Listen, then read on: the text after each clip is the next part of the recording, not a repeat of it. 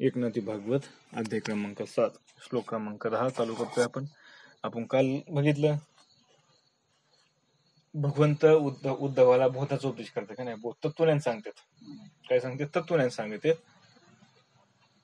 ज्ञान आणि विज्ञान अशी दोन्ही ज्ञान विज्ञान संयुक्तम आत्मभूतम शरीरनाम आत्मानुभवस्तुष्टात्मा नांता रहे विहन्यस्य. श्लोक क्रमांक 10.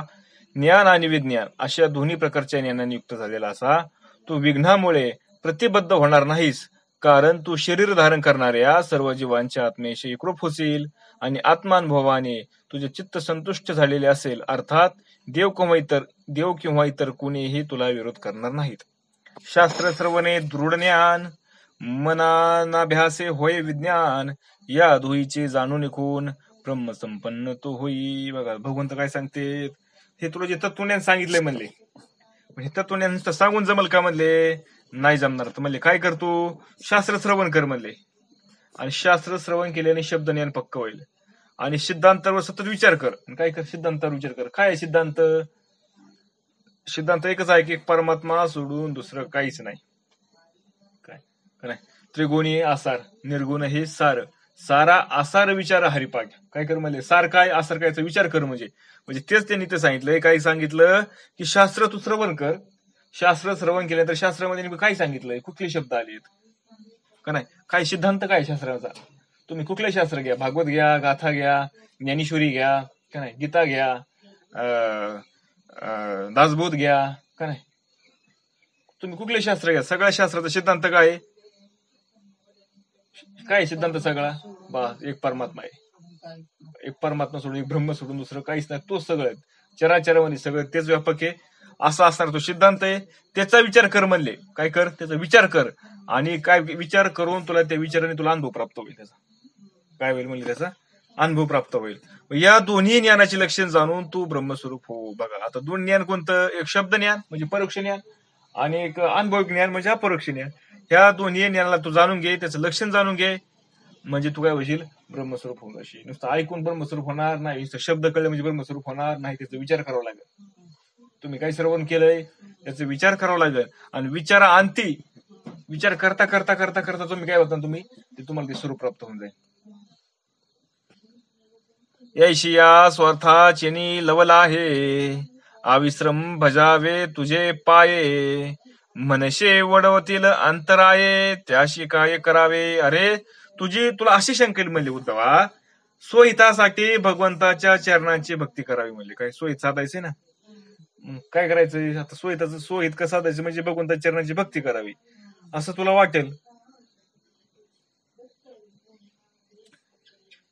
वाटेल, म्हणले.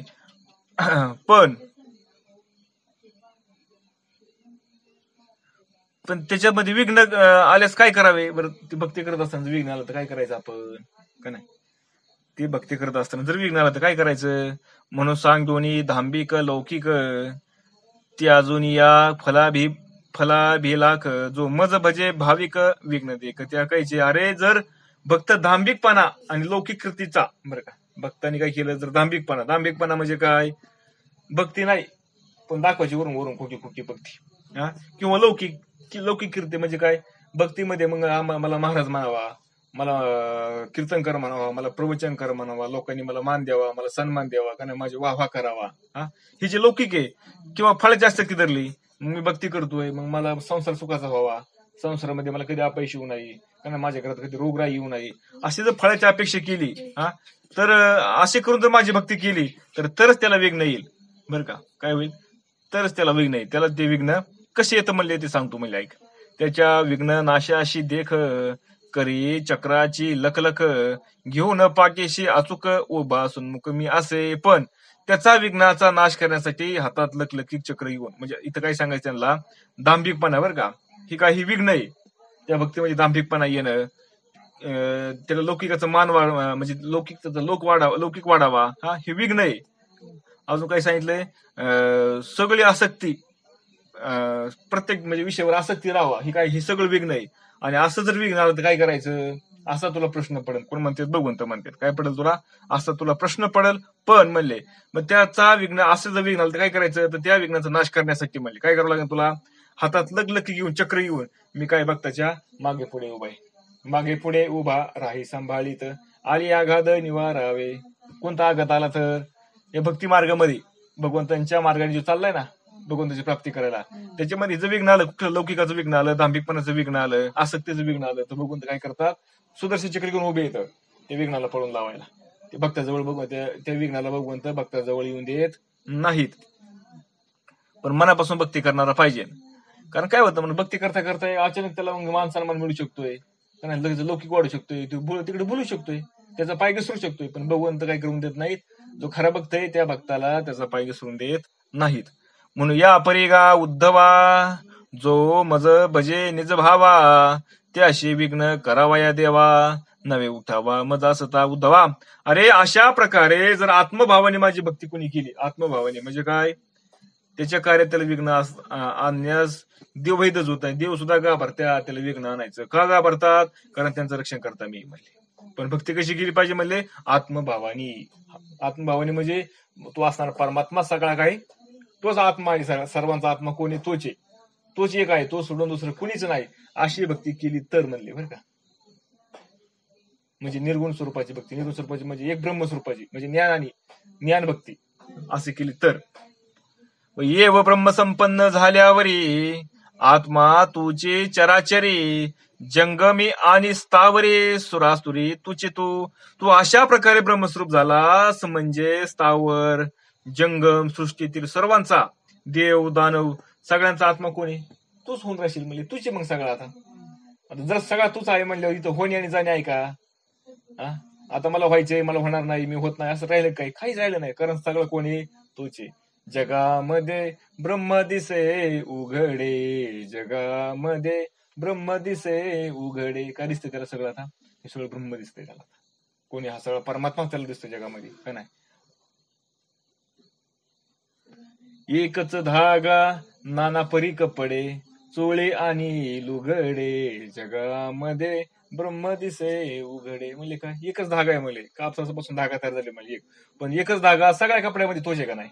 मग त्याच्यापासूनच काय झालं, कापड तयार झालं, त्याच्यापासूनच धोतर तयार झालं, त्याच्यापासूनच साडी तयार झाली का नाही? सगळे कपडे कशापासून झाले? त्याच्यापासून तयार झाले. तसं म्हणले एकच असताना ब्रह्म हे सगळं जग त्याने धारण केलं, जगताच्या आकाराने आलेलं आहे असं तो पाहत असतो. आणि कोण येतो तो? ते ब्रह्म म्हणजे मी आहे, तो आत्मा म्हणजे मी आहे, अशी त्याला जाणीव होत असते त्या भक्ताला. म्हणून तुझं होऊन काही अनुभरी वेगळे नाही ते विघ्न कैचे काही तुझे ठाई बाधिल. अरे तुझ्याहून वेगळे जगात अनुभरही काही राहणार नाही. ते विघ्न तुला कसे बाधणार सांग बरं. आता तू सोडून जर जगात दुसरं काही नाहीच आहे, आता तुला विघ्न येईन का? सांग बरं, येईन का विघ्न त्याला?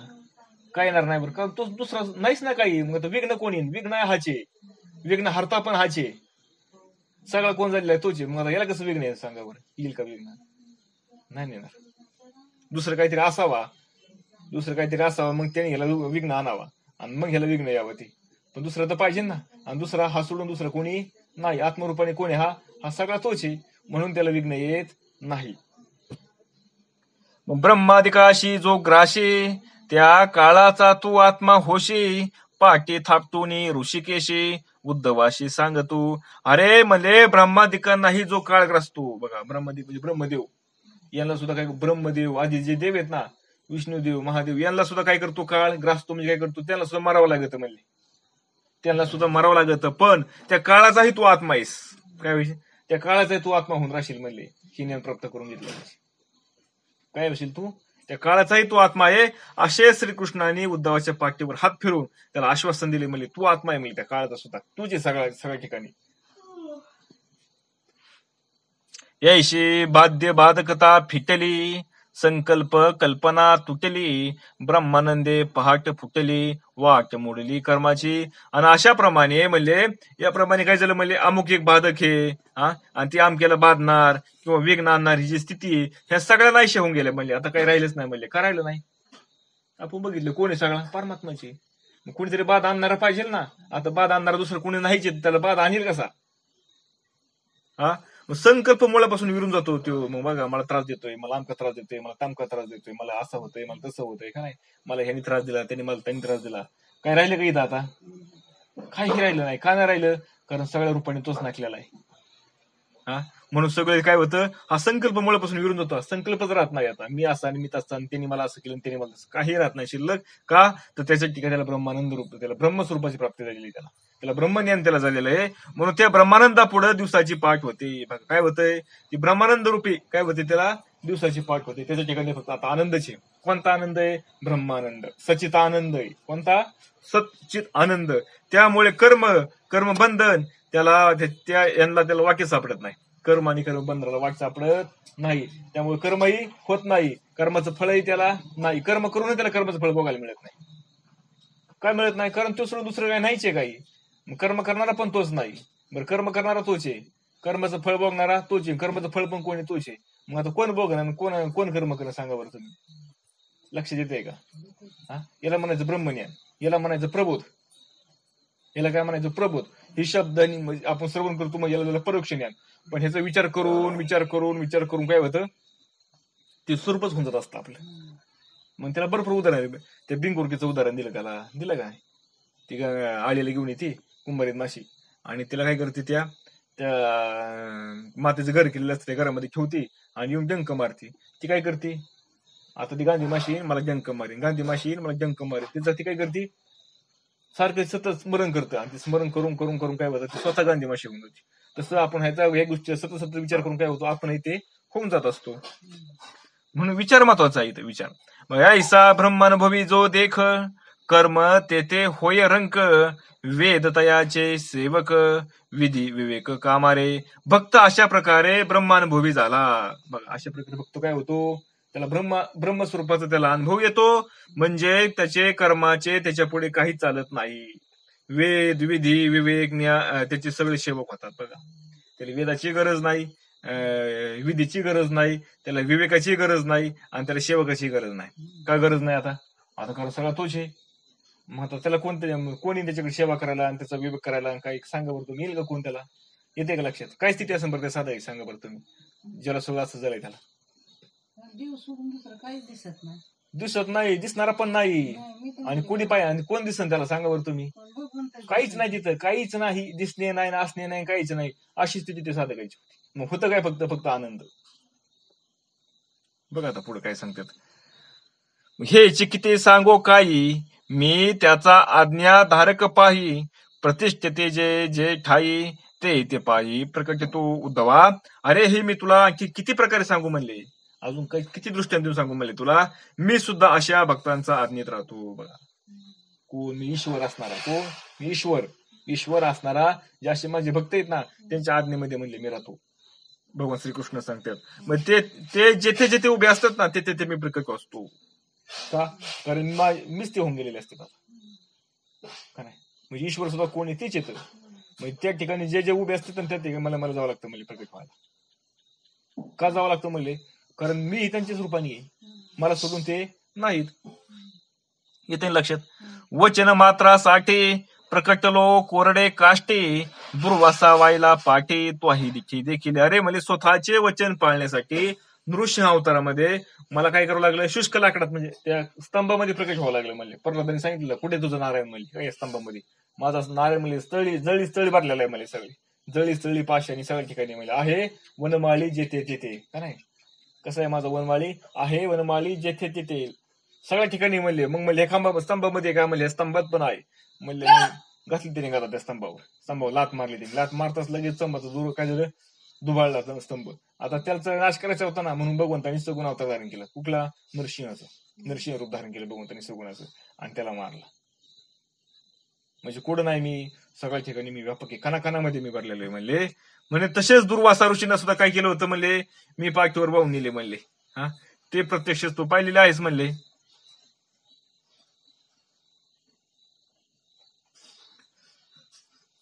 मनशी देव ज्याचा आज्ञा धरू, कर्म त्यांचे होय किंकरू, तरी ज्ञाते यथेष्टाचारू, विषयाची साचारू विचारते.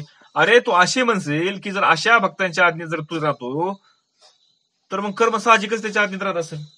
जर देवच त्याच्या आज्ञेमध्ये, कर्म मग कुणाच्या आज्ञेमध्ये? त्याच्याच आज्ञेमध्ये. मग असे भक्त कुशाला स्वराचरणास प्रवृत्त होतील. मग असे भक्त स्वराचरण म्हणजे काय, कसे पण वागायला सुरुवात करतील, कशी एवढे वाकडे वाईट वागते, कुणाला काय म्हणते का नाही, तरी काय होईल मग? त्याला काहीच नाही द्यायचं. असं असं तू म्हणशील, भगवंत म्हणते उद्धवाला. ज्ञात्याशी स्वेच्छा विषय चरण सर्वताना घडे गा जाण ते हे विषय लक्षण सावधान परेशी. पण म्हणजे लक्षात घे मी काय सांगतोय, जे खरे ज्ञानी असतात भक्त इथेचे सुराचरण कधीच करत नाही, पण ज्याला खरे ज्ञान असतं ना ते उगाच कसं पण वागत नाही. जसं शास्त्राने सांगितलं ना तसं आचरण करायचा प्रयत्न करतात ते कसं पण वागत नाहीत. का वागत नाही? कारण त्याला खरं ज्ञान आहे म्हणून. त्याचे कारणही सांगतो म्हणजे का बघा का वागतो तसं तो सांगतो म्हणजे ऐक.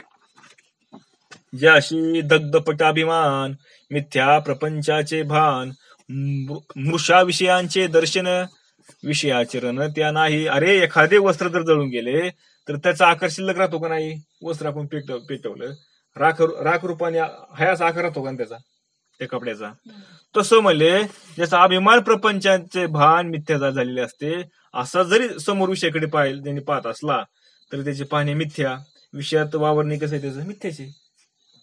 ते विषयाकडे पाहिलं तरी कसं ती मिथ्या म्हणून पाहतोय ना, ते सुद्धा पाहणं खरं नाही. आणि विषयात वावरणे कसं मिथ्याचे. जय अशी प्रपंचाची आवडी विषयांची अति गोडी येतेष्टा चरणाची ओढी पडे संसार साखडी तयाशी पळे. अरे ज्याला म्हणले प्रपंचाची आवडी विषयांची गुढी आणि स्वैराचाराची ओढ असते तो संसार रूपी संकटात सापडतो. कोण सापडतो संसार रूपी संकटामध्ये? ज्याला वाटतं माझा प्रपंच मोठा व्हावा, माझा प्रपंच चांगला व्हावा, मला विषय भोगायला मिळावा का नाही. स्वैराचार मग ते मिळवण्यासाठी काय थोडंफार चुकीचं वागता आलं, थोडंसं लबाड बोलता आलं, थोडं वाईट वागलं तरी चालत, असं ज्याची तयारी असते असा जीवच काय होतो संसारामध्ये सापडतो. संसाराच्या संकटामध्ये एरवी ज्ञानी सापडत नाही. ज्ञानाला का? कारण ज्ञानाच्या दृष्टीने काय सगळा संसारच नाही म्हणजे परमात्मा आहे सगळं ब्रह्म आहे. त्यामुळे तो त्या संकटामध्ये सापडत नाही. ज्ञाती याच्या ठाई सत्यत्वे विषयो नाही मा भोगवया काही अभिलाषी पाही तो होईल. पण बघा म्हणजे पण ज्ञानी भक्ताला विषय सत्यच नसतात. ऐका त्याला विषय सत्य, तिला विषय सत्यच नाही अजिबात. जे ज्ञानी असतात ते काय म्हणतात म्हणजे हे जगत आणि कुठे जगत म्हणले जगत ह्याच्या आधी कधी नव्हतं, आताही नाही म्हणले पुढेही होणार नाही का नाही. हे ज्ञानीचं बोलणं आहे. आणि आपलं काय माझं असं झालं आणि माझं तसं झालं आणि मला हे होतं मला ते होतं, हे जीवाचं बोलणं झालं. आणि ज्ञानाचं बोलणं काय म्हणजे कुठे काय म्हणजे इथे परमात्मा सोडून दुसरं काहीच नाही. मला सगळा परमात्मा दिसतोय. कोण आहे? परमात्माचे. परमात्मा सोडून मला काहीच नाही. आधी परमात्माच होता, आताही परमात्मा, पुढे परमात्माच राहणार आहे, ब्रह्मस्वरूपानेच राहणार आहे. कसं निर्गुण निराकार असणार का नाही. जगत नाहीच आहे. हे ज्ञानाचं बोलणं झालं. मग तो भोगणार काय सांगा बरं? मग जर सगळा परमात्माचे जर सगळं ब्रह्माचे तू काय भोगणार आहे? कारण विषय पण कोण आहे? नारायणाचे. कर्म हे नारायणाचे का नाही. विषय तो त्यांचा झाला नारायण. मग त्याला अभिलाषाची कशा वाटेल सांगा बरं? त्याला कशाची अभिलाषा वाटेल? मला एखादा विषय मिळावा, माझा संसार चांगला व्हावा असं त्याला वाटेल का? कुणाला? ज्ञानाला. जर त्याला विषयच त्याला सत्य नाही तर त्याच्यासाठी संसार सत्य नाही मग तो असं स्वैरकर्म कशाला करेल? स्वैरकर्म म्हणजे वाईट आचरण कशाला करेल? तो करणारच नाही ना. ज्याला ज्ञान झालं त्यात चाललंय बरं काही. हा ज्याला ज्ञानाचा भ्रम झालाय ना, मला ज्ञान झालंय ब्रह्मज्ञान मला ज्ञान झालंय, कुणाला असं भ्रम ज्याला झालाय ना तो मात्र स्वैराचरण करू शकतो. का करू शकतो? त्याला वाटत नाही आता मीच झालो मात, आता मीच देवे म्हणजे असं म्हणता ते उपाधीला शब्दच असतो देव. आणि मग त्याला वाटतं माझी सगळ्यांनी सेवा करावा का नाही, माझ्या सगळ्यांनी पुढे करावा, मला मान द्यावा, मला लौकिक द्यावा का नाही, माझं सगळं त्यांनी काय करावं, माझा भार वाहून द्यावा सगळं खाण्यापिण्या संसाराचा माझ्याचा, असं त्याला वाटत असतं. वास्तविक पाहता त्याचं जे ज्ञान नसतं त्याला त्या ज्ञान झाले असं त्याला भ्रम झालेला असतो. आता ज्ञात याचे कर्म एक सांगो त्याचे वर्म नातळता मनोधर्म क्रियाधर्म आचरती. अरे आता त्याच्या कृतीचे रहस्य तुला मी खरे सांगतो म्हणजे ऐक. त्याची जी कृती म्हणजे तू कसा राहतो, तू कसा वागतो ते तुला सांगतो म्हणले. ते सर्व कर्म तू सर्व धर्म त्यात मन न घालता आचरित असतो. काय करतो तू? सगळं कर्म करतो. कर्म काय सोडत नाही, सगळं धर्मही करतो. पण त्या कर्म करण्यामध्ये त्याच्यामध्ये त्याचं मन नसतं. म्हणजे तो सतत कसा आहे तो याच्यापासून अलिप्त आहे. का नसतं मन? आपलं तर मन असतं. मनाशिवाय आपलं काम होतं कुठलं? होतच नाही आपलं काम. का होत नाही आपलं मनाशिवाय काम? कारण आपण त्या मनाने त्या प्रत्येक गोष्टीमध्ये आपलं काहीतरी फळाची अभिलाषा केलेली आहे का नाही, काहीतरी भोगाची अभिलाषा केलेली आहे. त्यामुळे त्याशिवाय आपलं कर्म होतच नाही. पण जो असा साधू असतो ना तो फक्त करत राहतो, त्याला त्याची कुठली अभिलाषा नसती. दोष बुद्ध्यायो भयातितो निषेधान्न निर्वतन्ते गुणबुद्ध्याच विहितम न करोति यथार्भकः. श्लोक क्रमांक 11. गुणबुद्धी व दोषबुद्धी या दोन्ही वृत्तींना जो ओलांडून गेला आहे त्याला निषिद्ध कर्माचा शास्त्राने निषेध केला आहे, म्हणून काही तो तशा कर्मापासून निवृत्त होत नाही व विहित कर्मात काही पुण्यप्रदाता किंवा गुण आहेत अशा विचाराने तो विहित कर्मात प्रवृत्त होतो असेही नाही. तर लहान मूल जसे सहजतेने सर्व कर्म करते तशा सहजतेने तो कृती करतो किंवा करत नाही, हे ते सर्व पूर्वसंस्काराप्रमाणे असते. बघा श्लोक क्रमांक 11. गुणदोषातीत ज्ञाता तो निषेधी न वर्ते सर्वथा परी भ्याले पण चित्ता नाही तत्वता तयाशी. अरे ज्ञानी भक्त स्वतः गुणदोषांच्या पलीकडे असतो. ज्ञानी जो भक्त असतो ना त्याला गुणही नाही आणि दोषही नाही याच्या पलीकडे, पण निषिद्ध कर्माचे आचरण तो करत नाही. का करत नाही? कारण त्याच्यामुळे चित्ताला त्याचं बाई ठाऊक नसते. आपल्याकडनं वाईट कर्म होईल किंवा चांगले कर्म होईल त्याला भीतीच नसते अशी कसली अजिबात, पण तो कधी करत नाही. कारण तो विहित कर्म करे. कारण हो का, वाईट कर्म करायचं म्हणजे त्याला कळलं तर पाहिजे ना हे वाईट कर्म आहे त्याच्यापासून आपल्याला असं होईल म्हणून. कारण त्यांनी सगळं त्याची आसक्ती, त्याचं लोभ, त्याचा मोह सगळं निघून गेलेलं आहे. का निघून गेलंय? कारण त्याच्या दृष्टीने परमात्मा सोडून दुसरं काहीच नाही. मग आता कशासाठी आसक्ती राहील? कोणासाठी मोह लागन? कोणासाठी लोभ राहील? सांगा बरं. काहीच नाही ना. आणि जो काय करतो निषिद्ध कर्म करतो तो काय कर्म करतो? त्याला अजून हे सगळं संसार खरा वाटलेला असतो आणि संसार खरा वागतं म्हणून त्याला वाटतं मग मला काहीतरी मिळावा, माझ्याकडे काहीतरी असावा का नाही, मग हे सगळं मला विषय मिळावा, मला संसार चांगला व्हावा असं त्याला मोह असतो, त्याला असं लोभ असतो. म्हणून तो काय करत असतो? निषिद्ध कर्म करायचा प्रयत्न करतो. मला मिळावा, त्याला नको, मला मिळावा. म्हणून त्याच्याकडनं काय होतं? निषिद्ध कर्म होत असतं. पण ज्याला सगळं कळले परमात्मा सोडून त्याच्या दृष्टीने, म्हणजे ज्याला ज्ञान आहे, परमात्मा सोडून ब्रह्म सोडून दुसरं काही नाहीच आहे म्हणल्यावर तो काय निषिद्ध कर्म करणार आहे? त्याची वृत्तीच नाही त्या ठिकाणी. वाईट कर्म करावं, चांगले कर्म करावं. जर चुकून घडलंच एखादं तर त्याच्या ते देहाच्या प्रारब्धाने असतं. देहाच्या प्रारब्धाने ते घडणार असतं म्हणून घडलेलं असतं, पण त्याच्यामध्ये त्याचा काही हेतू नसतो. तो विहित कर्म करी तेथे गुणत्व बुद्धी न धरी कुळाल चक्राची या परी पूर्वसंस्कारी वर्तत. तो विहित कर्म करतो. बघा कोणतं शास्त्राने सांगितलंय ते कर्म करतो, पण त्यात मोठा गुण आहे अशी भावना कधी तो धरत नाही. म्हणजे मी ते कर्म करतोय, मी चांगलं कर्म करतोय असा भाव त्याचा नसतो त्याच्या ठिकाणी, किंवा मी बरोबर करतोय किंवा माझ्याकडे चुकीचं नाही झालं पाहिजे असाही भाव त्याच्या ठिकाणी नसतो. कारण कुंभाराच्या चाकाराप्रमाणे ते पूर्वसंस्काराप्रमाणे तो वागत असतो. जसं कुंभाराचं चाक फिरत राहतं, आता त्यांनी ज्याच्यासाठी फिरवलेलं असतं कुंभाराने चाक, कशासाठी? ती गाडगं बनवण्यासाठी. आता गाडगं बनून झालं, लगेच चाक थांबलं का? नाही. त्याला जेवढी गती आलेली ती गती संपेपर्यंत ती फिरत राहणार आहे. तसं हा जो जीव आहे, हा जो असणारा साधक आहे, हे जो असणारा ज्ञानी आहे, ज्ञान त्याला होईपर्यंत हा त्याला देव उपलब्ध झालेला असतो. आता देव उपलब्ध कशामुळे झाला? त्याला मागच्या संचितानुसार त्याने केलेल्या कर्माच्या संचितानुसार त्याला देह प्राप्त झालाय. आता देह प्राप्त झालाय, पण इथून पुढचं त्याचं कर्म बाद झालं. केलेल्या कर्माचे फळ आहे ना त्याचं बाद झालं. कुठं? त्याला ज्ञान झाल्यापासूनच पुढं. पण मागचं असतं ना त्याला, मागे त्याने केलेलं जे असतं ना ते असतंच ना त्याला. मग ते कुठपर्यंत आहे? जोपर्यंत शिल्लक आहे तोपर्यंत त्याला त्याच्या प्रारब्धाने, म्हणजे ती चक्राप्रमाणे, कुंभाराच्या चक्राप्रमाणे जसं ते फिरत राहतं ना तसं जोपर्यंत मागचं संचित आहे ना तोपर्यंत ते चालत राहतं आणि त्याप्रमाणे तो करत असतो.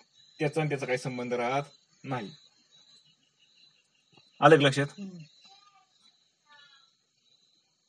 संकल्पो नाही वृत्ती हे स्फुरेना चित्ती ऐशे कर्म न्याते करते शरीर स्थिती केवळ. अरे म्हणले त्याच्या वृत्तीत कोणत्याही संकल्प नसतो. बघा त्याच्या वृत्तीमध्ये कुठला संकल्प आहे का? मी हेच करीन आणि मला असंच झालं पाहिजे असं काही संकल्प नसतो. जे सहज होईल ते होईल ध्येयाच्या प्रारब्धाने. हे मी करतोय म्हणून हा भावच त्याचा नसतो. हे ध्येयाचं प्रारब्ध आहे, हा ध्येय आणि त्याचं प्रारब्ध आहे. त्याचं जसं प्रारब्ध असेल ना तसं तो करेल. त्यामुळे त्याच्या मनामध्ये, त्याच्या चित्तामध्ये काही संकल्प असायचं कारणच नाही व मनात कोणताही त्याचा हेतूही नाही. त्यामुळे असे जे कर्म त्याचे भक्त केवळ ध्येयाने करत असतात. कशाने? ध्येयाने करत असतात. ध्येय म्हणजे हे नसतात. ते सत्कर्म सिद्धी गेले तेने फुगेना म्या हे केले अथवा माझारी विकळ पडिले तेने तग मगिलपणे नाही. त्यामुळे एखादे सत्कर्म सिद्धीस गेले, एखादे कर्म त्यांनी केलं आणि ते काय झालं? परिपूर्ण सिद्धीस गेलं. ते आता त्याला जे करायचं होतं ना ते पूर्ण झालं, यथा सांग पूर्ण झालं. मग त्याला त्याचं गर्व वाटत नाही की हे, आपण कर्म करायला घेतलं होतं, ते झालं हो चांगलं आता. हा? असं काय झालं म्हणून त्याचं काय त्याला नवल पण नाही, त्याचं काय त्याला शुभाशुभ पण नाही, किंवा एखादे ते पूर्णच गेले नाही, पूर्ण काम झालं नाही, एखादं त्याचं अपूर्ण काम राहिलं, त्याला त्याची खंत नाही अजिबात, किंवा त्याचं दुःख नाही अजिबात त्याला त्याचं. तसं म्हणले निद्रिता मागे बैसला वागू, अथवा पुढे आला स्वर्ग भोगू, त्याशी नाही राग विरागू, तैसा लागून त्याचा.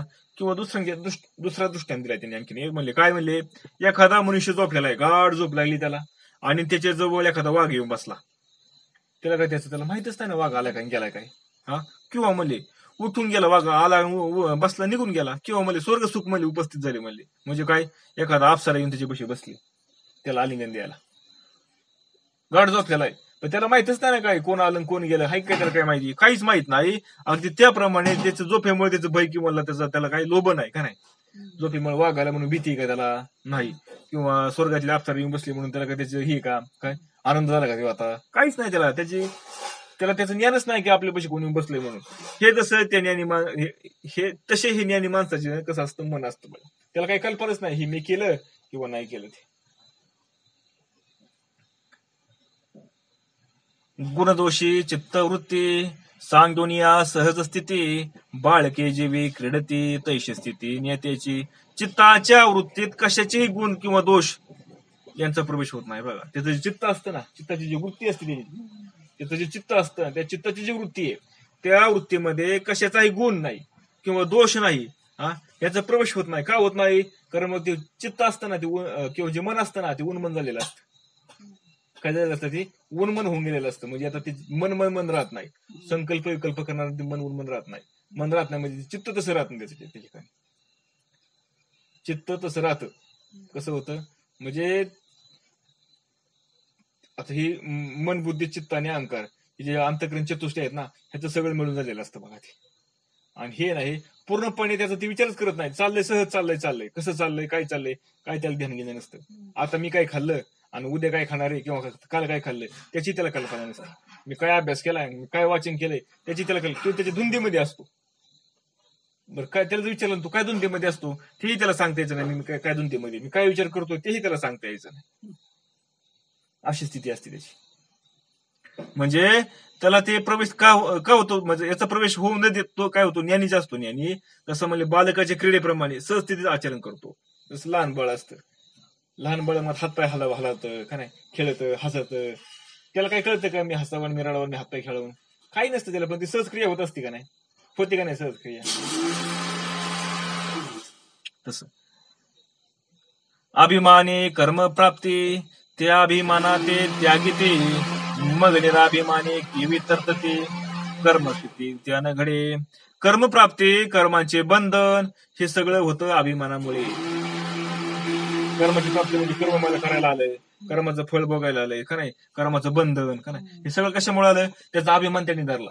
अभिमान कशाला धरला, मी देह हा अभिमान धरल्यामुळे देहाच्या संबंधाने कर्म आलं, कर्मात केलेल्या कर्माचं फळ आलं का नाही. मग कोणतं फळ आलं, मग चांगलं फळ आलं वाईट फळ आलं, आणि त्या चांगल्या आणि वाईट फळामुळे त्याला बंधन पडलं.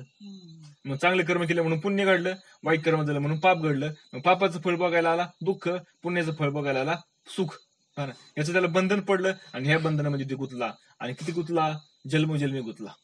कैक जन्म गेले त्याचे, कैक कल्प गेले त्या जन्मामध्ये, त्याचं जन्मालिय मर एवढं बंधनाला कारण आहे. फक्त काय केलं त्याने, फक्त मी देह मानल्यामुळे बरं का. म्हणून सांगते तुकाराम काय, मी देह म्हणता कुठे ब्रह्महत्या. पण जे खरे ज्ञान लोक असतात, ज्ञानी लोक ज्याला ज्ञान झालेलं असतं बरं का, ते अभिमान रहित असतात. त्यांच्या ठिकाणी अभिमानच नाही, कसलाच अभिमान नाही. जसं लहान बाळ कसं असतं त्याला कसला अभिमान असतो का, तसं ते निराभिमानी असतात. मग त्यांच्या हातून कर्म घडतात की नाही हे त्यालाच कळत नाही. माझ्याकडून चांगलं घडलं का वाईट घडलं हे त्याला कळत नाही.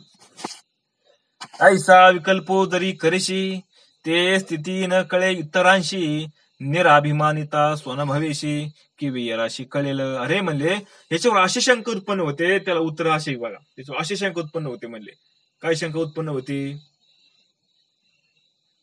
आणि त्याला उत्तर पण असे म्हणजे सांगतो बघा. जो निराभिमानी आहे तो ज्ञानी मनुष्याची स्थिती इतरांना कळण्यासारखी नाही बघा.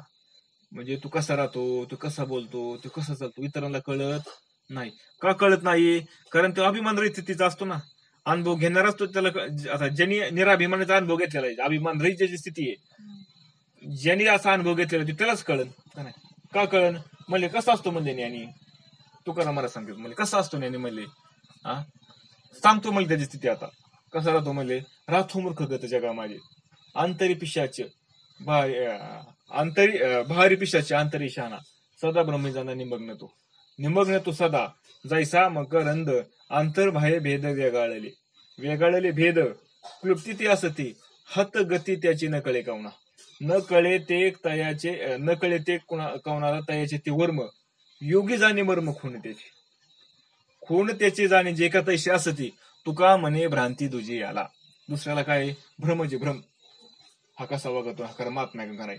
पण कोण जाणतो त्याला, जो खरा योगी ना, ज्याला त्या निराभिमान स्थितीचा अनुभव आलेला ना, तोच त्या साधूला खरा जाणतो, त्या ज्ञानीला खरा जाणतो, इतर कोणी जाणू शकत नाही. मग देह प्रारब्धाचे निमेळे, स्वभावे सर्व कर्मी चळे, ते अज्ञानाचे बळे, अभिमान खवळे मी करता. अहो देहच प्रारब्ध असते बघा, देहाचे काय सगळं देहाचेच प्रारब्ध आहे, त्यामुळे कर्म घडत असते. कुणामुळे घडतं, देहाचे प्रारब्ध आहे तसं कर्म घडणारच आहे. जसं देहाचं प्रारब्ध असेल तसं कर्म घडणार आहे. बरं ते स्वाभाविक कर्म आहे, ते कसं स्वाभाविक आहे, ते काही बळच लादून केलेलं आहे का नाही ना. आणि बळच लादून जरी करायचं म्हणलं ना तरी होत नाही. का होत नाही, कारण देहाने कोणतं कर्म करायचं ते ठरलेलं आहे. कशावरून ठरलेलं आहे, त्याच्या संचितानुसार ठरलेलं आहे. त्यामुळे पण ज्या आज्ञेने अज्ञानामुळे बरं का, जो अभिमान उत्पन्न होत असतो ना की त्याचा करता मी आहे, कर्म कोणाचं आहे, देहाचे प्रारब्धाचं आहे. पण अज्ञानामुळे हा काय म्हणतो, मी केलंय, माझ्यामुळे झालंय का नाही. मग असा जो मनुष्य असतो की मनुष्य मी कर्म करतो असे समजतो, त्यामुळे त्याला बंधनाला कारण आहे. ते आलं का लक्षात, कशामुळे बंधनाला कारण पडतं ते, देहाचं कर्म त्याचं आहे का नाही, देह आणि तो नाही का, देह आणि तो वेगळा आहे का नाही, देह म्हणजे तो नाही. पण देहाच्या संबंधाने मी म्हणून केल्यामुळं त्याला कर्माचं बंधन पडलं. कारण देहाच्या प्रारब्धानुसार त्याच्या संचितानुसार त्याला जे वाक्याला आलेलं कर्म आहे त्याला ते कर्म करणं भागच आहे. पण मी म्हणून केल्यामुळे तो त्याला बंधनाला पाडला. आणि बंधनाला त्याचं कारण काय, कशामुळे तसं झालं, आज्ञा. त्याला स्वतःच्या स्वरूपाबद्दल त्याचं ज्ञान नाही, म्हणून तो बंधनाला कारण पडला.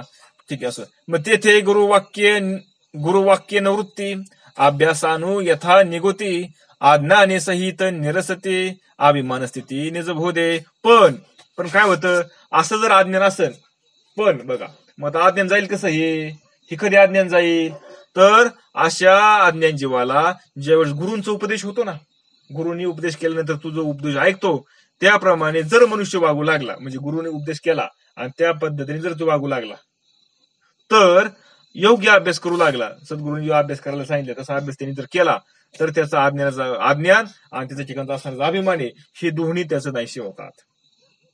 कधी सद्गुरूंनी सांगितलं तसं केलं तर, मनाच्या मार्गाने केलं तर मग नाही. म्हणून मार्गे गेला तो इथे मुकला, आणि हरिपाठचे तिरवला तोची धन्य. मनाच्या मार्गाने गेला ना तो मुकला. आणि हरिपाठ म्हणजे हरीची प्राप्ती करण्यासाठी जे उपाय साधू संतांनी सांगून ठेवलेत ना, त्या पद्धतीने केला तर मग बरोबर चालला, मग काय झालं, त्याचा उद्धार झाला, कल्याण झालं त्याचं. येते का लक्षात. शेष प्रारब्धाचे निमेळे, निराभिमानी देह चळे, ज्ञाते कर्म करती सकळे, जाण केवळे शरीरे. अरे मग अशा निराभिमानी मनुष्याचे कर्म उरलेल्या प्रारब्धाप्रमाणे बघा, जो निराभिमानी मनुष्य असतो ना त्याचं जे उरलेलं कर्म आहे काय, निराभिमानी आता ज्ञानीवर का, आता निराभिमानी म्हणजे कोण, ज्याला ज्ञान झालंय ना त्यामुळे तो निराभिमानी झाला, अभिमान रहित जातो झालाय. मग आता ते अभिमान रहित झाले म्हणजे आता त्याचं देहाचं कर्म संपलं का नाही, तर ते प्रारब्धाप्रमाणे त्या देहाच्या स्वभावाप्रमाणे ते घडत असते. मग त्या देहाचं जसं प्रारब्ध असेल ना त्याप्रमाणे ते घडत असतं आणि ते तसंच घडणार आहे. त्याचा याचा काही संबंध नाही का, त्याला ज्ञान झालं ते देह म्हणजे मी नाही, आणि देह म्हणजे मी नाही म्हणजे आता देहाने केलेलं कर्म त्याच झालं का आता नाही. पण आधी देहाने केलेलं कर्म देहाला मी समजत होता, आणि देहाने कर्म केलेलं कर्म तुम्ही केलं म्हणून समजत होता, म्हणून बंधनाला कारण होतं. आता फक्त ते बंधनाचं कारण साधू संतांनी शोधलं आणि काय सांगितलं, आता ज्या आज्ञान जीव आहे त्या आज्ञान जीवाला काय सांगितलं साधू संतांनी, की तू जे ध्येय समजतो ना ते ध्येय म्हणजे तू नाही. कोण आहे देह, तो प्रकृतीचा देह, ते जड येतो, आणि जड कधी कर्म करत नाही, जडाला कधी पाप पुण्य लागत नाही का नाही, तो कसं जड आहे, पंचमहाभूताचा गोळा आहे तो, आणि मिथ्या आहे. शिवाय दुसऱ्या गोष्टी म्हणजे कसं आहे ते मिथ्या आहे. त्यामुळे त्याला म्हणून असा जो असणारा ध्येय, त्या ध्येयाच्या जडाप्रमाणे, त्या स्वभावाप्रमाणे जसं संचित संचित त्याचं ठरलेलं आहे, संचितानुसार त्याला जे प्रारब्धाने आलेलं आहे त्यानुसार ते ध्येय कर्म करणार आहे. त्यामुळे त्याचा आपला काही संबंध नाही. आणि ते कोण करून घेतं? प्रकृती करून घेत असते त्याच्या ह्याच्याप्रमाणे. कशाप्रमाणे? संचितानुसार.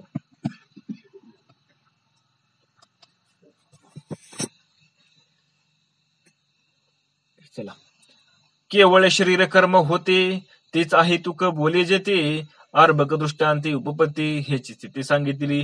मग जी कर्म केवळ देहापुरतीच मर्यादित असतात. बघा, जी कर्म कशी येतात? फक्त देहापुरती मर्यादेमध्ये आहेत. म्हणजे जोपर्यंत देह आहे तोपर्यंत ती मर्यादित, त्यांना अहेतुक कर्म असे म्हणतात. कसं अहेतुक कर्म? हेतुरहित केलेली कर्म. आणि म्हणून भगवंत म्हणतात, यासाठी तुला मी एक लहान बालकाची उपमा दिली आहे. काय? एक लहान बालकाची उपमा दिली म्हणजे. आता लहान बाळ पण खेळतं का नाही?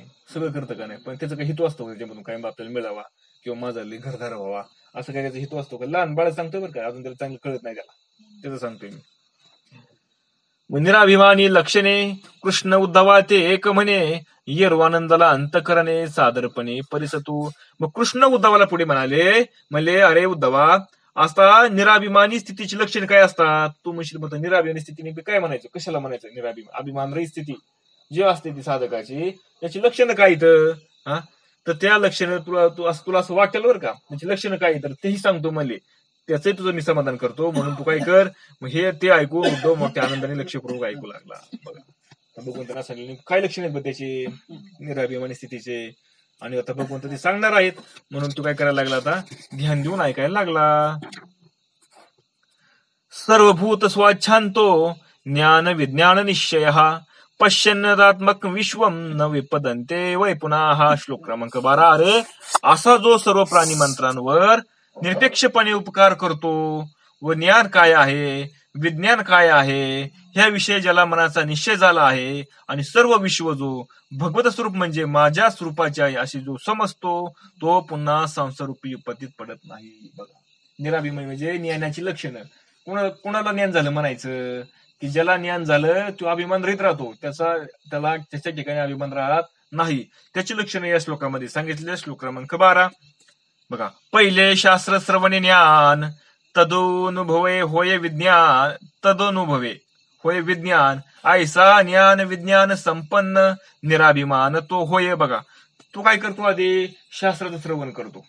सांग बरं, आपण किती शास्त्र आहे श्रवण करतोय? आपण किती लोक आहेत आपण शास्त्र श्रवण करणारे? नुसतं कीर्तन प्रवचन ऐकून होत नाही बरं, ते मेळ बसत नाही अजिबात. त्याला सिक्वेन्सनी काय करावं लागतं? सिक्वेन्सनी एक बाय का ना, सिक्वेन्सनी त्याला एक वाचित चालू लागतो, म्हणजे बरोबर ते भ्रमाचा निरस होत असतो. हा, मग जो शास्त्र श्रवण केल्याने त्या पर्यायाने शब्दांच्या माध्यमातून म्हणजे काय होतं? त्याला परोक्ष ज्ञान होतं. ईश्वर स्वरूपाचे किंवा ईश्वर स्वरूप म्हणजे जे प्रकृतीमध्ये असणारा त्याचं किंवा आत्मस्वरूपाचे ज्ञान होते. म्हणजे कुणाचं? ब्रह्मस्वरूपाचं ज्ञान होतं. म्हणजे ईश्वर, आणि ईश्वर कोण आहे, ब्रह्म कोण आहे, माया कोण आहे याचं त्याला कसं ज्ञान होतं? शब्दाने ज्ञान होतं. पण ते असणारं परोक्ष ज्ञान ही पहिली पायरी झाली. म्हणजे शब्दांनी कळलं म्हणजे काय झाली? पहिली पायरी. म्हणजे जसे सद्गुरूंनी तुम्हाला सांगितलं तत्त्वम अशी, ते ब्रह्म तू आहेस. कुणी सांगितलं आपल्याला? सद्गुरूंनी सांगितलं. आता हे काय सगळे शब्दच आहेत ना. मग हा काय म्हणतो? मी अहम ब्रह्मास्मी, ते ब्रह्म मी आहे. सद्गुरूंनी काय सांगितलं? तत्त्वमाशी. म्हणजे का कसं काय तो म्हणतो अहम ब्रह्मास्मी? तो म्हणतो माझे सद्गुरूने मला सांगितलं. काय सांगितलं? तत्त्वमाशी, ते ब्रह्म तू आहेस. म्हणून मी म्हणतो अहम ब्रह्मास्मी, ते ब्रह्म मी आहे. आता हे काय फक्त शब्द येतं. पण शब्द झाले म्हणजे लगेच तुम्हाला ज्ञान झालं का? नाही झालं बरं का. फसगत इथं होती साधकाची फसगत कुठे होते? साधूनी आपल्याला बोध दिला म्हणजे काय म्हणले? का हो तुमचं झालं का प्रबोध? हा म्हणजे झाला आपला प्रबोध, आता आपण झालो मोकळं. प्रबोध झाला म्हणजे त्यांनी प्रबोध सांगितलं म्हणजे मोकळा झाला नाही. मोकळा झाला का? त्यांनी तुम्हाला फक्त स्वरूप कसं आहे ते सांगितलंय. मग ते स्वरूपाचा तुम्हाला अनुभव घ्यायचा आहे अजून. मग कसा अनुभव घ्यावा लागेल तुम्हाला?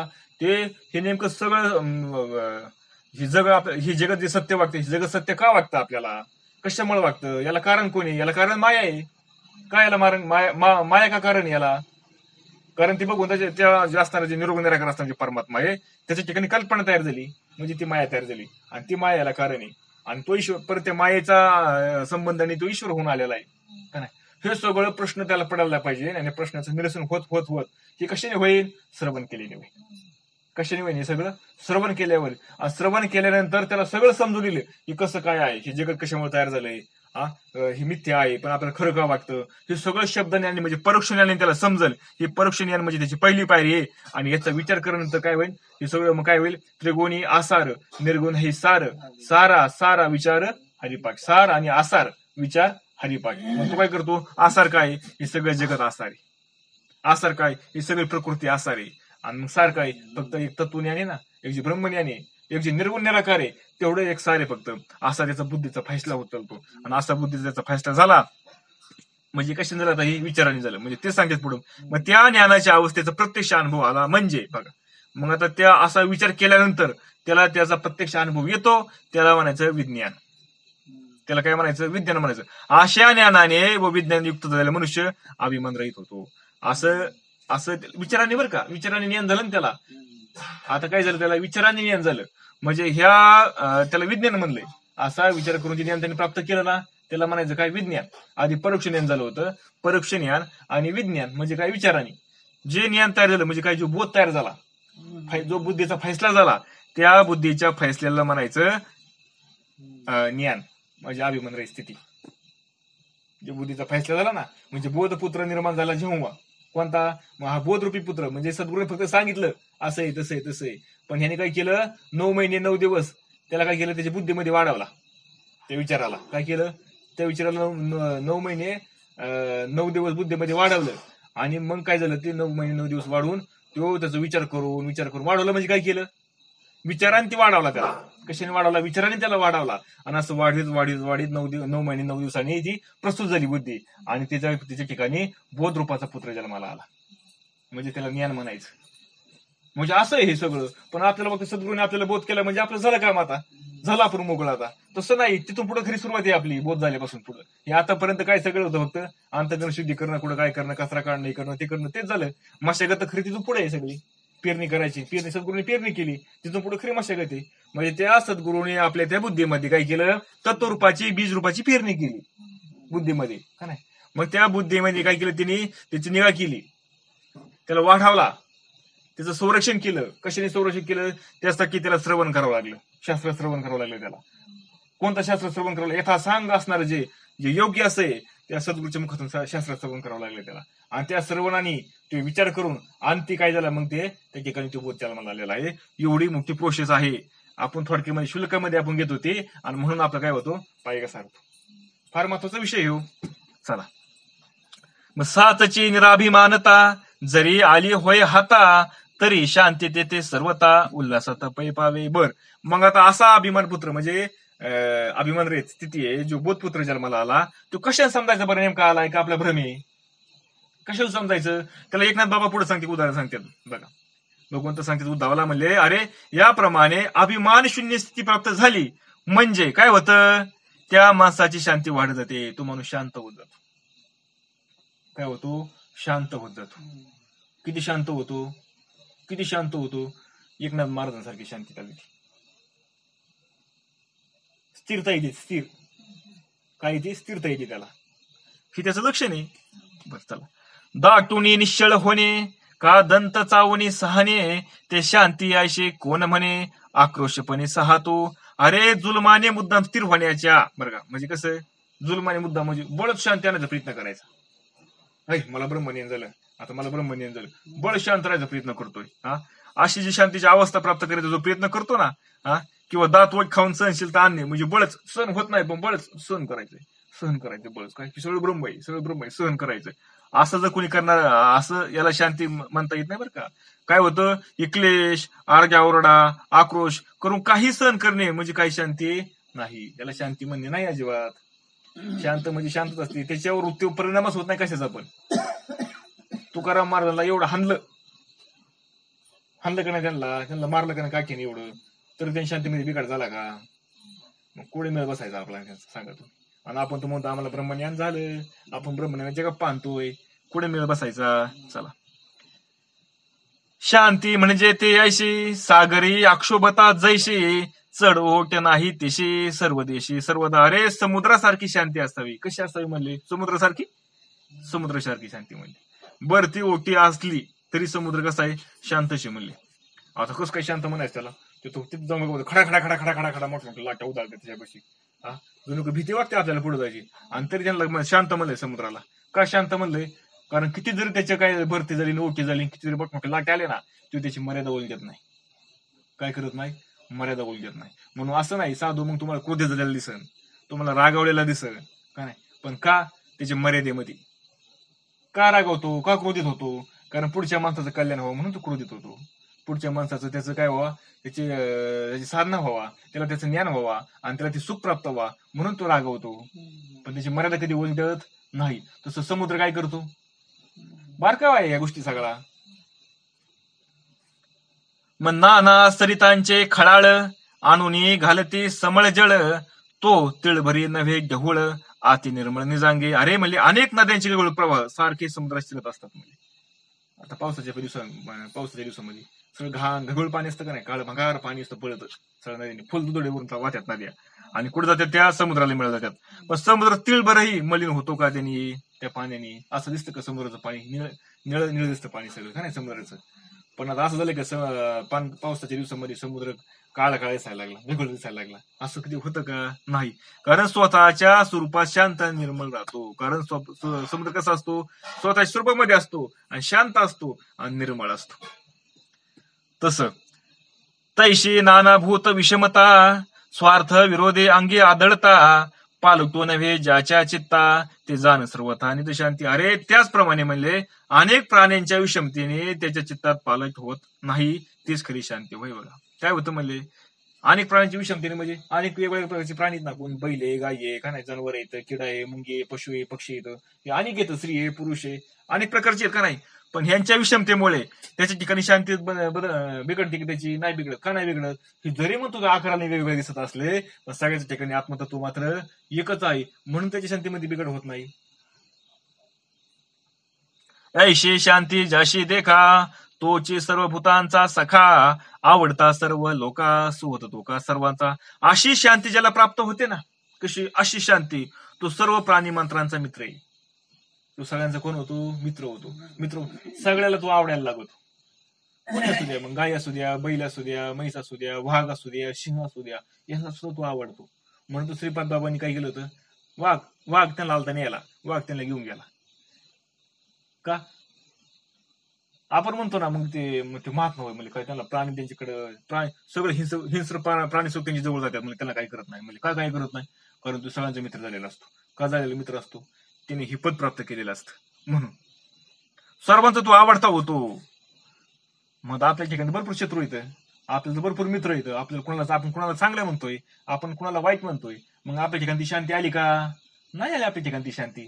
मग येणार नाही का? येईल ना, पण आपल्याला अभ्यासच करावा लागेल ना त्याचा. नवल सखत्वाची परी, सर्वस्व दे निज मैत्री, स्वार्थी वचनार्थो न करी, कृपा पात्री उपदेशू. त्याची सख्य अगदी वेगळ्या प्रकारची असते. बघा त्याची मैत्री कशी असते? अगदी वेगळी, स्वार्थी नसते बरं का, तिथं हेतू नसतो काय याचा. कारण ती मैत्रीसाठी आपलं सर्व काही अर्पण करण्यासाठी तयार असतो, सर्वस्व द्यायला तयार असतो आपली त्या मैत्रीसाठी. कारण त्याला माहिती आपलं काही नाहीच अजिबात, सगळं कोणी परमात्माचे, आपण सगळं स्वरूपाने नटलेलं आहे. त्यामुळे देणं घेणे तर काही नाहीये. त्यामुळे स्वार्थी पण कोणाचाही तो फसवत नाही, कृपेच योग्य असतो तो का नाही. प्रत्येकावर कृपा करायला, त्याच्यावर कृपा करतो, तो उपदेश देतो सगळ्याला. प्रत्येक जीवाचं त्याचं कल्याण व्हावं असं त्याला वाटत असतं. अतर्क्य त्याची पाहती दिठी, मद्रुपे देखे सकळ सृष्टी, जगाशी मजा भिन्न गाठी, निधदृष्टी बांधली. त्याची दृष्टी वेगळी असते, लोकविलक्षण असते. बघा त्याची दृष्टी कशी वेगळी आहे, लोकविलक्षण असते. तो सर्व दृष्टी मद्रूपच जाणतो. त्याची दृष्टी कशी असते? तो सगळा पाहताना ना सगळं मी म्हणून पाहत असतो. आणि आपली दृष्टी कशी आहे? स्वार्थी आहे आपली दृष्टी. हो, हे माझे येतं, ते माझे शत्रू येतं, हे माझे मित्र येतं, अशी आपली दृष्टी. पण ते साधूची दृष्टी तशी नाही. हे सगळे माझे आहेत, माझे म्हणजे काय? सगळे मी आहे, मी माझ्या स्वरूपाचे सगळे येतं, काय अलंकार आहेत हे का नाही. म्हणून त्याला त्याच्या ठिकाणी प्रेम होतं. मला सांगा बरं, आपण ज्या बाळाला जन्म दिला त्याच्यावर आपलं प्रेम असतं का नाही, आणि दुसऱ्याच्या बाळावर नसतं का नाही? का नसतं बरं? कारण आपलं स्वार्थी भाव आहे का, हे माझं बाळ आहे, माझ्यापासून जन्माला आले. तसं त्याचं असतं, हे माझ्यापासून सगळे अलंकार तयार झालेले, ते सगळे माझे रूप येतं. सगळे कुणाचे रूप आहे? सगळे माझे रूप येतं. म्हणून त्याला सगळ्या जीवाबद्दल त्याला प्रेम वाटायला लागतं, त्या सगळ्या जीवाबद्दल त्याला आपुलकी वाटायला लागते साधूला. म्हणून माझ्याशिवाय इथं आणि काही जगात दुसरं नाहीच आहे. सगळं मीच लोकांना नटलेले, सगळे अलंकार कोणाचे ते माझेच आहेत, अशी त्याची धारणा असते.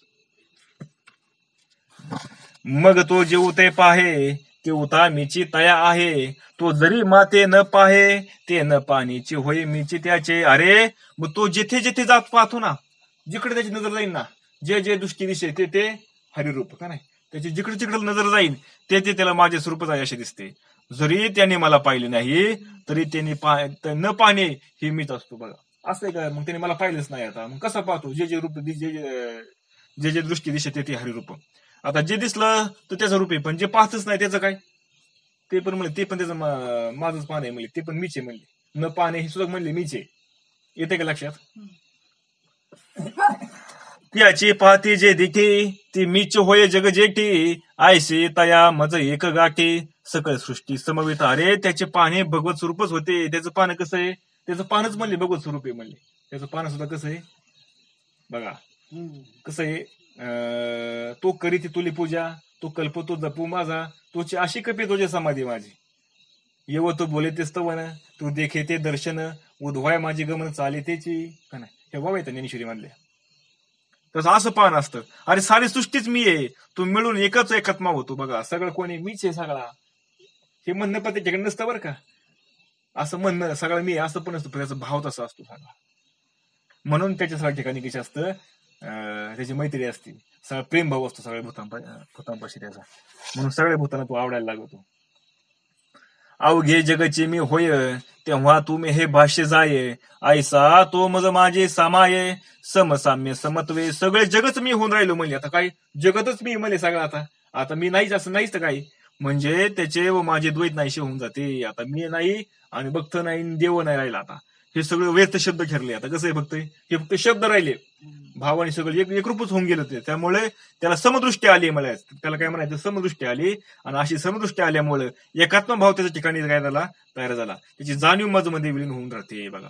एकात्म भावाची जाणीव आहे ना, ती माझ्यामध्ये एकरूप होऊन जाते. आता म्हणजे आता मी आणि वेगळा मी देव आणि तो भक्त असा वेगळा भाऊ त्या ठिकाणी राहत नाही.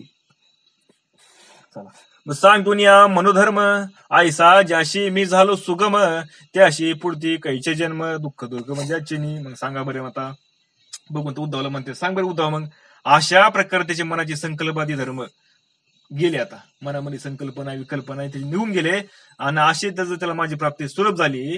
तर मग त्याला सांग बरं, पुढं दुःखप्रद असा असणारा जन्म त्याला मिळतो का परत? नाही मिळत त्याला. काय कारण ते जन्म मिळायचं? आता त्याची वासना सगळी हरिमय होऊन गेलेली. मग आता तो हरित झाला का नाही? मग त्याला जन्म यायचं काय कारण? आपल्याला जन्माला काय यावं लागतं? आपल्या ठिकाणी वासना आहे म्हणून आपल्याला जन्माला यावं लागतं, कारण जन्म घ्यावा लागे वासनेचे संगे. मातेच्या उदर कोहरी, रजस्विलेच्या रुधिरा माझारी, पित्याचे रेतद्वारी गर्भ संचारी संसरण. काय होतं मग जन्माला आला ना, याचं म्हणलं की मातेच्या उदररूपी गुहेत पिता व माता यांचे शुक्र व शिवणीत यांच्या संयोगाने गर्भधारणा होत असते आणि त्याच्यानंतर जन्म संसार यांना सुरुवात होते. जे मातेच्या उदरी जातू जंतू नाकी तुंडी उरी शिरी, विष्ठा मूत्राचे दातरी नवमासवरी उकडे जे. नंतर मातेच्या शरीरातील सूक्ष्म जंतू त्याच्या शरीरामध्ये शिरतात व तो गर्भ मूलमूत्राच्या उष्णतेत गर्भकाळात उकडून निघतो. जठराग्नीच्या तोंडी घालून गर्भाची उंडी, उकडून पिंडी गर्भकुंडी घडी जेते. जठराग्नीच्या मुखामध्ये अन्नाचा एक एक घास घालून त्याचा एक एक अवयव घडवला जातो. कोणाचा? आतमध्ये त्या गर्भाचा. जो गर्भीची वेदना नाना परीची यातना, नको नको रघुनंदना शेळशी मना येतशे. अरे त्या गर्भाच्या होणाऱ्या यातना त्याला सहन होत नाहीत, त्याची मनाला केळस येते. जय हरिताई, एक मिनिट ऐका आता वेळेवर. अवघ्यांच्या शेवटी प्रसूती वाचू जो आटी, सर्वांगी वेदना उठी योनी संकटी देह जन्मे. मग गर्भकाल संपत आला म्हणजे काय होतं? संपत आला की ते प्रसूती वायू जेव्हा क्रियाशील होतो ना, प्रसूती वायू आता प्रसूती होणार आहे त्यावेळेस त्या गर्भ बालकाच्या अंगात सर्व वेदना व्हायला लागतात, त्याला फार क्लेश होतात. म्हणजे सुखाने बाहेर येत नाही तो. मातेच्या युनिमार्ग मध्ये बाहेर येताना त्याला फार क्लेश होत असते, त्याचं दमछाट होत असते त्या बाळाची. ऐसे अपवित्र जे जन्म ते न पावतीचे ते नरोत्तम जेही ठाकिले निजधाम ते पुरुषोत्तम समसाम्य. पण असा असणारा अपवित्र जन्म उत्तम पुरुषांना घ्यावाच लागत नाही. मग असा जन्म कोणाला घ्यावा लागतो? जो अज्ञानी, ज्याच्या ठिकाणी वासना गुंतलेली आहे त्याला घ्यावा लागतो. पण जो ज्ञानी आहे, आता जसं आपण वरलक्षणे पाहिले ज्ञानाची, अशा ज्ञानाला तो जन्म घ्यावा लागत नाही. का? कारण तो निजधावाप्रत जातात. म्हणजे काय निजधावा जातात? म्हणजे ते पुढे असतात ते, कारण ते भगवंत रूप होऊन गेलेले असतात. ते आता भगवंत आणि ते वेगळे राहिलेले नसतात, त्यामुळे त्याला परत जन्म घ्यावा लागत नाही. मग मी असता पाठी पोटी त्यांशी काहीशा जन्म गोटी कळी काळा ते नानीती दिठे आले उठा उठी मद्रुपा. त्यांचे रक्षण करणारा, मग त्यांचं रक्षण करणारा मी त्यांचे मागे समोर असताना त्यांना पुन्हा जन्म येणे ही गोष्टी शक्य नाही म्हणले. का? म्हणले मी मागे पुढे उभा आहे त्यांच्या म्हणले. कारण आता आपण सुरुवातीलाच पाहिले काय सांगितलं भगवंतांनी, म्हणले जो माझा भक्त असतो त्या भक्ताला म्हणले त्याला कुठलाही संकट येऊन देत नाही. म्हणले मी कोणतं संकट? म्हणजे परमार्थामध्ये, म्हणजे त्याला कुठलं येत नाही, मोहाचं येत नाही, लोभाचं येत नाही, का नाही, कुठलं त्याला संकट येऊन देत नाही म्हणले मी त्याच्यावरती. कारण परमार्थ करत असताना त्या मार्गामध्ये त्याला कसली बाधा न येणे, कारण त्याला बाधा येतच नाही. म्हणले काय येत नाही? कारण त्या बाधेला माहिती तिथे मी आहे म्हणून ते कृतांतालाही पाहत नाही. ते कृतांत काय ते लगेच माझ्याशी कृप होऊन गेलेले असतात. म्हणजे देहामध्ये असताना ते माझ्याशी कृप झालेले असतात. मग ते जन्म नाही झाले ते मरण न लागताची गेले आयशे भजून माते पावले भजन बळे मद भक्त उद्धवा. अरे म्हणले जिथे जन्मच नाही तिथे आता मरण रिक्तपणे परत राहील का? सांगा बरं मला. हा, परत जातं म्हणले, जन्मच नाही म्हणले मरण आहे का त्याला? आता असे माझे भक्त काय होतात म्हणले, भक्ती बळाने, कुठल्या भक्ताच्या बळाने, भक्तीच्या बळाने सहज मला येऊ मिळतात म्हणले, विना सायास. त्यांना काही सायास पडत नाही. म्हणून कृष्ण उद्धवा ते थापटी म्हणे वेगी उठी उठी हेचे हातावशी हातवटे जन्म तुटी तेने होय. मग भगवान श्रीकृष्ण म्हणतात उद्धवाच्या पाठीवर हात फिरवतात भगवंत आणि काय म्हणतात बघा, अरे उद्धवा उठ म्हणले आता लवकर. आणि ही भक्तीची युक्ती तुला जी सांगितली ना, आता तुला आतापर्यंत युक्ती सांगितली भक्तीची, ती कुणाच्या हातात आहे? आपल्याच हातात मध्ये आहे म्हणले. त्याच्या साह्याने तू काय कर, जन्म मरण संसाराचा निराश कर. त्यांनीच निराश होतो जन्म मरण संसाराचा, एरवी दुसऱ्याने होणार नाही. म्हणजे काय? ज्ञानाशिवाय जन्म मरणाचा संसार निराश होत नाही. त्याच्या ठिकाणी ज्ञानच झालं पाहिजे. आणि ते ज्ञान कसं करायचं ते आपण आता पाहिलंय, बरोबर का नाही? जैसे मेघमुखीचे उदक वरीच्या वरी झेले ते चातक तैसे कृष्ण वचनाशी देख उद्धवे मुख पसरले. मेघातील उदक चातक जशाच उंचीवर काय करतो, वरचीवर घेतो. पाऊस पडत असताना तो काय करतो, चातक पक्षी काय करतो, वरचीवर, कारण आधी हाका मारतो ना त्याला मेघाला, आणि त्याच्या हाकीला धावून ती मेघ येतो आणि पावसाचा वर्षाव करतो. पण तो काय करतो, वरचीवर झेलतो. तसे उद्धवाने भगवंतांनी जे बोललेले होतं ना शब्द, कारण उद्धवाने काय केलं तर म्हणजे मनाचं कान करून भगवंताचं ते बोलणं ऐकलं होतं. भगवंताने आधी सांगितलं ना म्हणले ध्यान देऊन ऐक म्हणले, का नाही? तसं त्या उद्धवाने ते ऐकलं आणि वरचीवर झेललं. आनंद, आणि याच्यामध्ये काय झालं, आनंद व आश्चर्य यामुळे त्याचे तोंडे उघडे राहिले बघा. यामुळे काय झालं, उद्धवाने श्रीकृष्णांचे बोलणं ऐकले, आनंद आणि आश्चर्य यामुळे त्याचे तोंडही उघडे राहिले. कोणाचे? उद्धवाचे. त्याला आनंद जेवढा झाला, आता काय बोलून काय नाही, कुणाला? उद्धवाला. म्हणून का चंद्र किरणी चकोर जेवी अत्यंत सादर तेवी उद्धवाचा आदर दिशे थोर हरिवचनी. किंवा चकोर चंद्र किरणासाठी जेवढा काय करतो, चकोर पक्षी चंद्र किरणासाठी, कारण चंद्र काय करत असतो, जेवढा उत्कंठित होतो ना, तसाच म्हणले उद्धव हरीच्या वाचण्यासाठी उत्कंठित झाला. म्हणजे भगवंत काय बोलतेत ना ती ऐकण्यासाठी उत्कंठित होता उद्धव. एवढी त्याला काय लागली होती, त्या उद्धवाला ध्यास लागला होता भगवंताच्या बोलण्यात. काय भगवंत बोलते आणि कधी बोलते आणि कधी ते ऐकतोय. हो का पक्षीने देखोनी पिले जाणून चाऱ्याचे वेळे सांडून अविसाळे मुख कोवळे जीवी पसरी. चाऱ्याची वेळ झाली तशी पक्षीने काही दाना चारा घेऊन घरट्यापाशी परत येते ना, आणि परत आले म्हणजे ते काय करते, मग ते आल्यानंतर जे पिले असतात ना, पिले ते कशी करतात, लगेच चोच अशी चोच उघडी करून ठेवतात ना, आणि मग ते काय करते, पक्षीने त्यांच्या चोचेमध्ये ते दाणे भरते. तसं बघा, टीव्ही देखोनी कृष्णमुख उद्धवाशी अत्यंत हरिक श्रवणाचे मुखे देख कृष्ण पियुक सेवित. त्याप्रमाणे भगवंतांच्या मुखाकडे उद्धव पाहतच उभा राहिला आ करून आनंदाने, आणि आनंदित झाला आणि श्रवणाद्वारा म्हणजे भगवंत जे सांगितलेत ना, जे शब्द अमृत भगवंत देतात ना त्याला, ते कृष्ण वचन अमृत सेवन करून तो काय झाला, करू लागला, म्हणजे आणखी श्रवण करायला लागला. आता भगवंत काय सांगते त्याचं, आता भगवंत काय सांगते ते आपण आता बाकीचं उद्या पाहू. पुंडलिका वरदा